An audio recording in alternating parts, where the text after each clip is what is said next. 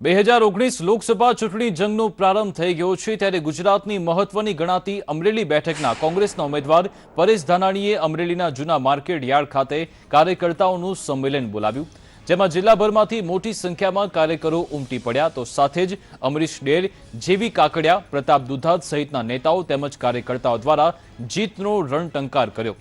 સાથે જ આ સંમેલનમાં તમામ કાર્યકર્તાઓને પરેશ ધાનાણીને જંગી બહુમતીથી જીતાડવાનું આહવાન પણ કરાયું હતું। મને સંપૂર્ણ વિશ્વાસ છે કે કોંગ્રેસના કાર્યકર્તાએ આજે નશામુક્ત ભારતનો કરેલો સંકલ્પ એનું આગેવાની અમરેલી લેવશે। આવતા દિવસોમાં સમગ્ર ગુજરાતની અંદર કમળને કચડી અને સમગ્ર રાષ્ટ્રમાં તિરંગો લહેરાવશે। ભારતનું ભવિષ્ય ભાવિ વડાપ્રધાન રાહુલ ગાંધીજીના નેતૃત્વમાં પ્રજાભિમુખ સરકારની સ્થાપના થાય એના માટે કોંગ્રેસ પક્ષનો કાર્યકર્તા સત્તા અને સંગઠન એકબીજા સાથે ખંભો મેળવી સમન્વયથી 2019નો રણસંગ્રામ લડવાનો આજે રણટંકાર કર્યો છે।